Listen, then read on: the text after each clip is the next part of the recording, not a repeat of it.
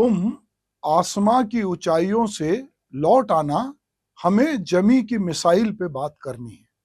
दरअसल ये जो शेर है, ये बहुत बार जमीनी हकीकत को बताता है। बहुत सारे लोग बड़ी बड़ी बातें करते हैं, तो हम ये देखते हैं कि हमारे देश में, अपने देश की बात करें, छत्तीसगढ़ की बात करें, तो हम ये जानना चाहते हैं कि यहाँ पे शिक्षा, रोजगार की क्या स्थिति और संवैधानिक जो स्थितियां बनती, जो संस्थाएं परीक्षाएं लेती हैं, क्या वो इसमें सफल हो रही हैं।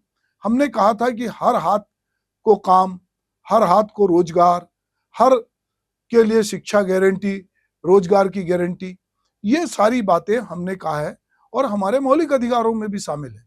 पर क्या सबको शिक्षा, सबको स्वास्थ्य, सबको रोजगार, ऐसी कोई स्थिति बनी है? हमारे देश में मनरेगा जैसी योजना आई, जो महात्मा गांधी रोजगार गारंटी जैसी योजना आई, जो ये 100 दिन के रोजगार की गारंटी देती, पर क्या लोगों को गांव में 100 दिन का रोजगार मिल रहा है?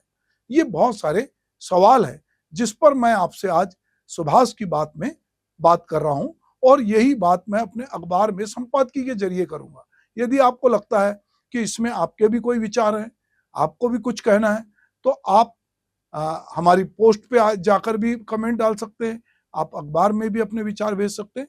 हम उसको प्रकाशित करेंगे और हम लोगों तक पहुंचाएंगे कि जो हम सोच रहे हैं, क्या वैसा ही लोग सोचते हैं या उससे इतर भी। हो सकता है आप हमसे सहमत ना हो, पर विचार तो विचार हैं और यहाँ पर सबको अपने अपनी बातें रखने का, तर्क रखने का अवसर है। तो आज हम बात कर रहे हैं शिक्षा, रोजगार और संवैधानिक स्थिति पे। तो दोस्तों, देश में बेरोजगारी बढ़ रही है।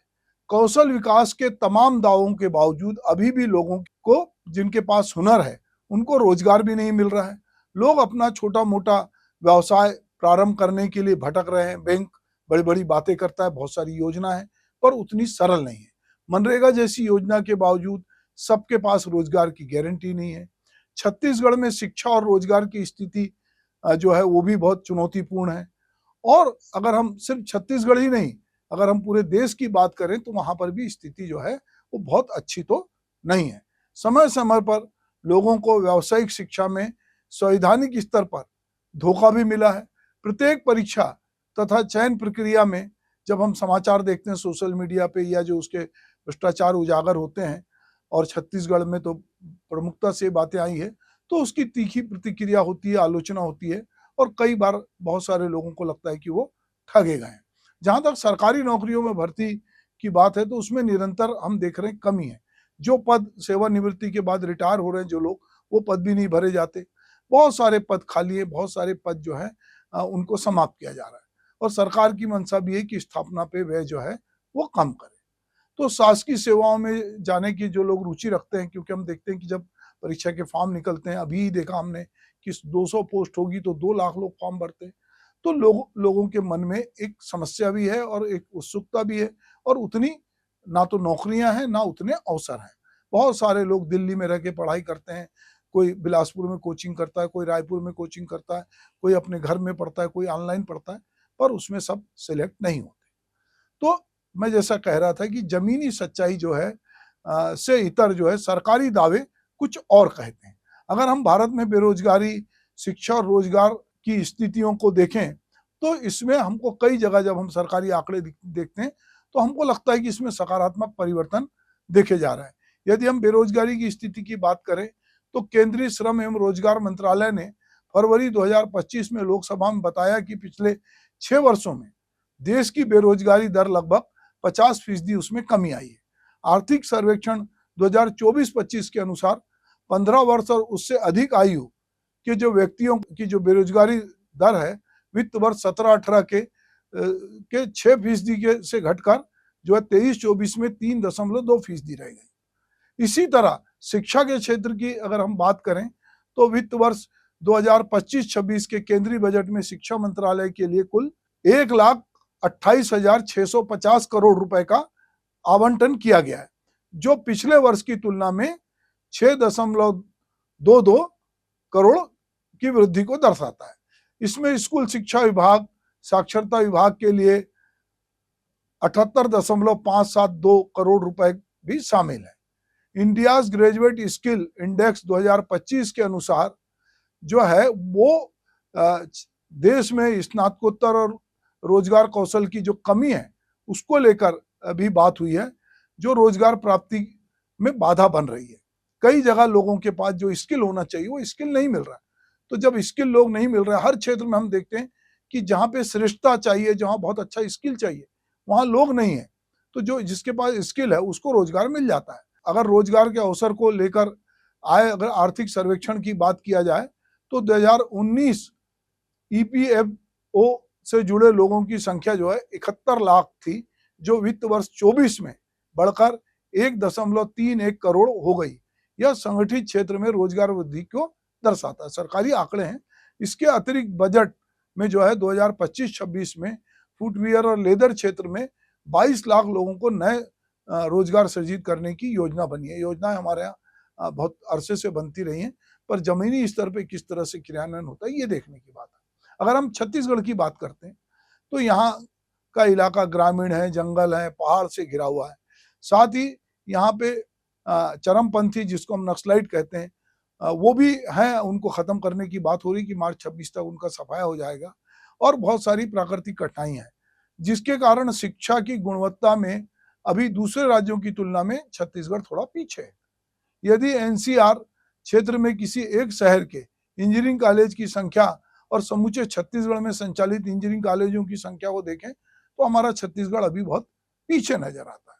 कारण पेशेवर युवाओं की संख्या और फिर उनकी गुणवत्ता में कमी, जिसका लाभ अन्य क्षेत्र के युवाओं को मिल रहा है। अगर हम ये देखें कि निजी क्षेत्र में रोजगार की अगर हम बात करते हैं तो स्थानीयता को लोगों जो है वो स्थानीयता उपेक्षित हो रही है। उसके बहुत सारे कारणों में हम जा सकते हैं। राज्य के भीतर निजी क्षेत्र में रोजगार के अवसर बढ़ाने के लिए और सबको आसानी से काम मिल सके, इसके लिए नीतियों में सुधार की जरूरत है। और किस तरह के रोजगार की जरूरत है, किस तरह काम मिलेगा, किस तरह की आवश्यकता, उसमें स्थानीय लोगों को किस तरह से लगाया जाएगा, इस पर भी एक सोच बनाने की जरूरत है, कार्यक्रम बनाने की जरूरत है।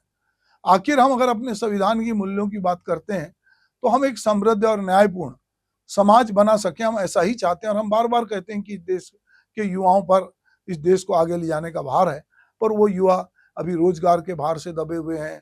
वो जगह जगह एग्जाम दे रहे हैं, जगह जगह कोशिश कर रहे हैं, बैंक की लाइन में जा रहे हैं। तो युवाओं को रोजगार के अवसर यदि मिलेंगे तो वो अपने सपनों को पूरा कर सकते हैं। तो इसके समाधान के लिए व्यावसायिक शिक्षा एक जो है वो दिखाई देती है, हुनर के साथ रोजगार। तो निश्चित रूप से इसमें व्यावसायिक शिक्षा में यदि सुधार होगा तो लोगों को रोजगार के अवसर मिलेंगे। अब बात मैं थोड़ी सी पीएससी की करना चाहता हूँ। छत्तीसगढ़ लोक सेवा आयोग जो है अपनी पारदर्शिता को लेकर उसको सुधार करना पड़ेगा, क्योंकि वो उस पर इतने कलंक लग चुके हैं कि लोगों के मन में एक संदेह रहता है कि ये कहीं हमारे संवैधानिक जो मूल्य है या हमने जो हमारी गुणवत्ता है या जो हमें टैलेंट है उसकी रक्षा करेगा कि नहीं करेगा, कहीं पिछले दरवाजे से लोग भर्ती तो नहीं हो जाएंगे।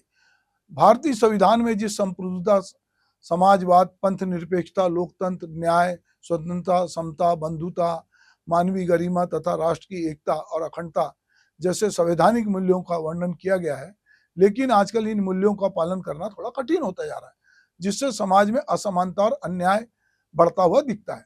सरकारी पदों पर भर्ती होना एक नियमित प्रक्रिया है। इसका समय पर नहीं होने से प्रशासकीय जो कसावट होनी चाहिए उसमें कमी आती है और आम लोगों को जो सुविधाएं उपलब्ध कराने में भी जो है जो डिलीवरी सिस्टम है जिसमें सरकार के पास लोग जाते हैं वो भी मुश्किल होता है। निर्वाचन में जो लोग जीत के आते हैं और सरकार द्वारा जब वित्तीय दबाव को कम करने के नाम पर बहुत सारे पदों पर जो है वो रोक दिया जाता है, जबकि लोग जब घोषणा पत्र में कहते हैं कि हम इतने रोजगार सृजित करेंगे, हम इतने लोगों को देंगे, पर जब वो टेबल पे जाते हैं तो बताया जाता है कि वहां पर इतना पैसा ही नहीं है और हमको तो एस्टेब्लिशमेंट का भार कम करना है। तो बहुत बार जो लोक लुभावनी योजना होती है, लोगों को लगता है कि उनको कुछ सरकारी नौकरी मिल जाएगी, तो वो कई विभागों में उनको लगता है कि पद खाली हैं। हम कई राज्यों में देखते हैं कि सरकारी नौकरी के लिए अगर परीक्षा हो भी गई तो रिजल्ट नहीं आता है।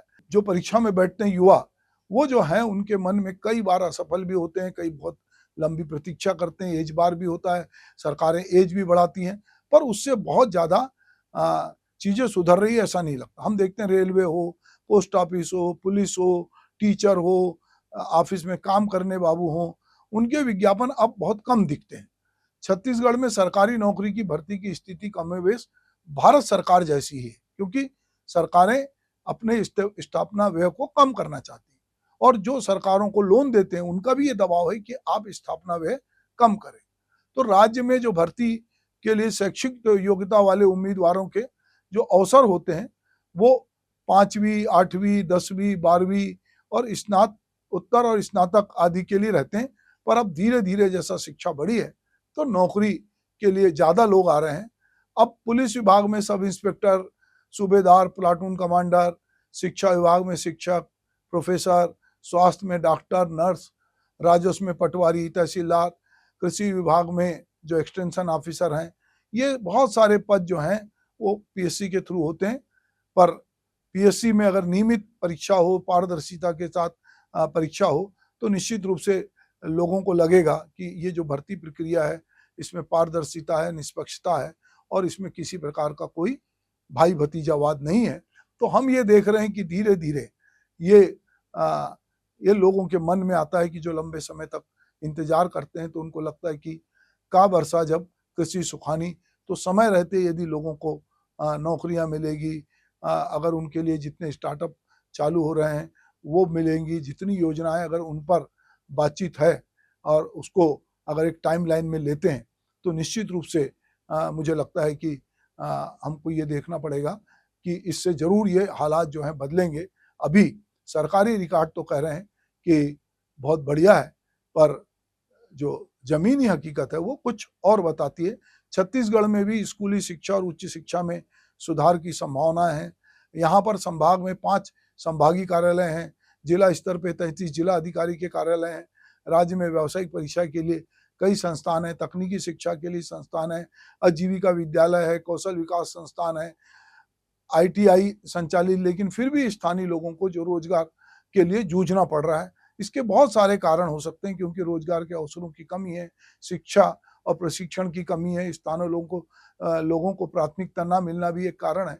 तो इसके लिए भी हमको सोचना पड़ेगा, सरकार को इस बारे में अपना एक रोड मैप बनाना पड़ेगा कि हम अपने यहाँ के जो युवा हैं जो धीरे धीरे बेरोजगार हो रहे हैं, सबको तो नौकरी नहीं मिलेगी, पर कैसे हम उनको नौकरी देंगे और उनको जिस तरह की व्यावसायिक शिक्षा मिलना चाहिए, क्या उनको व्यावहारिक कौशल और ज्ञान उस तरह से प्राप्त हो रहा है कि वो जाकर कहीं भी जो है काम कर सकते हैं। अभी भी केवल 7 से 10% आबादी जो है वो औपचारिक क्षेत्र में काम कर रही है। अगर उनके पास व्यावसायिक शिक्षा होगी, स्थानीय स्तर पर जो भी रोजगार के अवसर होंगे उसके बारे में यदि उनको प्रशिक्षण दिया जाएगा तो निश्चित रूप से इसमें वृद्धि होगी। वैसे भी अगर मैं राष्ट्रीय शिक्षा नीति की बात करूं तो उसके अंतर्गत 2025 तक 50% शिक्षार्थियों को व्यावसायिक शिक्षा प्रदान करने का लक्ष्य रखा गया है और इसमें जो है कक्षा 6 से स्थानीय अर्थव्यवस्था से संबंधित पाठ्यक्रम को भी शामिल किया गया है और छात्रों को जो है प्रारंभिक स्तर पर ही कौशल विकास कर सकें, ये उद्देश्य है। तो यदि हम निश्चित रूप से व्यावसायिक शिक्षा को, हुनर के साथ रोजगार को अगर बढ़ाते हैं और शिक्षा की गुणवत्ता पे ध्यान देते हैं और अगर जहाँ पर भी टीचर की कमी है उसको पूरी करते हैं, जहाँ पर प्रशिक्षण के लिए आवश्यक उपकरण लगते हैं उसको कम करते हैं, प्रतियोगी परीक्षा है भारत सरकार की उसके लिए विश्वसनीय संस्थान बनाते हैं, तो ये बहुत सारी चीजें करके हम युवाओं को अलग अलग तरह के रोजगार में लगा पाएंगे। नमस्कार।